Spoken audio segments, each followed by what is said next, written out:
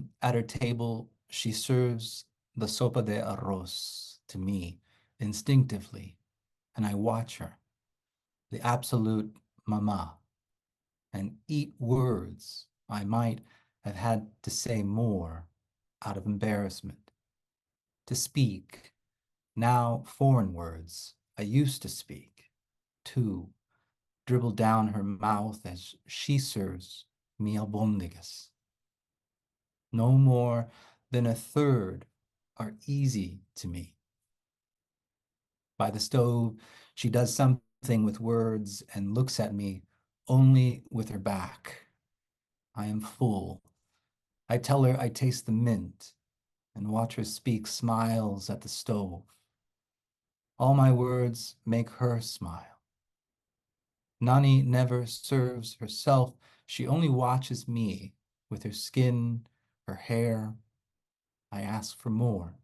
I watch the mama warming more tortillas for me. I watch her fingers in flame for me.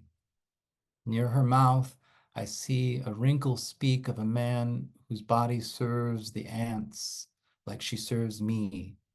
Then more words from more wrinkles about children, words about this and that, flowing more easily from these other mouths. Each serves as a tremendous string around her, holding her together. They speak Nani was this and that to me, and I wonder just how much of me will die with her. What were the words I could have been or was? Her insides speak through 100 wrinkles. Now, more than she can bear, steal around her, shouting, then, what is this thing she serves? She asks me if I want more. I own no words to stop her. Even before I speak, she serves. I've learned so much from this poem in my own work. I'm inspired by it. It's influenced me. Um, this is a poem um, where a speaker is in his grandmother's kitchen.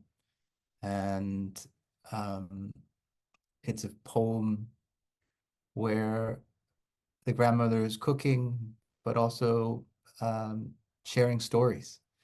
Um, and sharing stories across languages, and sharing stories that are perhaps in a Spanish that the speaker, um, again, as the speaker says, I might have had to say more out of embarrassment, a Spanish that the speaker either no longer has or maybe never had. And so it is this intercultural, cross-linguistic, cross-language dialogue. And there's great tenderness in being tuned in to these words, to tending these words. Poem is also a sestina, which is a form that returns to the same 6 words at the end of the line. And so there's this act of repetition in the form, but there's also this appreciation of words and also an appreciation of a limit of words. Like the poet only has 6 words that um, uh, he can end the poem's lines with. There's also the speaker of the poem has a limit of the Spanish that he can use. And so that's really quite powerful to have that enacted in the form. I'm just really struck by the imagery throughout the poem. In particular, the way in which the poem and the poet um, speaks about wrinkles. Near her mouth, I see a wrinkle speak of a man whose body serves the ants like she serves me. Um, and to stay with that wrinkle, then more words from more wrinkles about children, words about this and that, flowing more easily from these other mouths. And then later those wrinkles come back. Her insides speak through 100 wrinkles, now more than she can bear, steal around her, shouting then, what is this thing she serves? And so thinking about the wrinkles as lines of expression, telling this, telling these stories, telling this longer history, um, and that ultimately these lines make us not only make us who we are, but literally hold us together. Um, I'm just astounded by the way Rios thinks through um, image and metaphor throughout the poem. I think growing up in households where there were more than one language being spoken and having some understanding but not complete understanding, um, um, that's a big part of my experience. And so I gravitate to these poems that are addressing that experience. I gravitate to these poems that are working translingually, um, working in such a way that um, the the understanding of Spanish, the misunderstanding of Spanish, the understanding of English, the misunderstanding of English, Yeah. um, uh, are so um, ingrained in the consciousness of the poem. It's really a way of seeing the world and a way of knowing the world that is really beautiful and exceptional. Um, at the same time, I feel like we grow up with such a shame of this experience, right? We have shame that we don't fully know our Spanish, or we have shame that our English isn't good enough.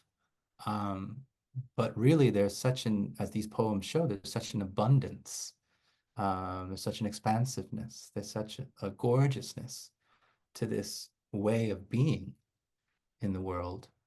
Um, and the tragedy is that we have to live with that shame and try to um, get beyond it, right? And I think poetry, I think the poems in this anthology are a way for us to not be ashamed, but to celebrate this way of being, of knowing, of living across languages.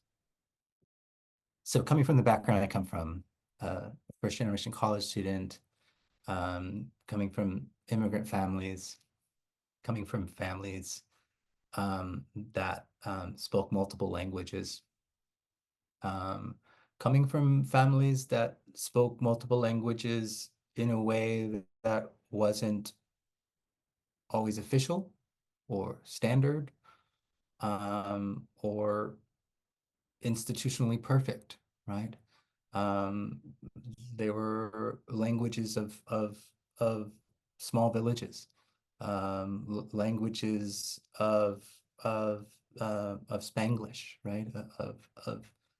Of um, of mixed language. Um, so coming from that background, um, I always had a great amount of insecurity and indeed shame um, about how I was using my languages. And so to um, make an art form out of language that then gets awarded.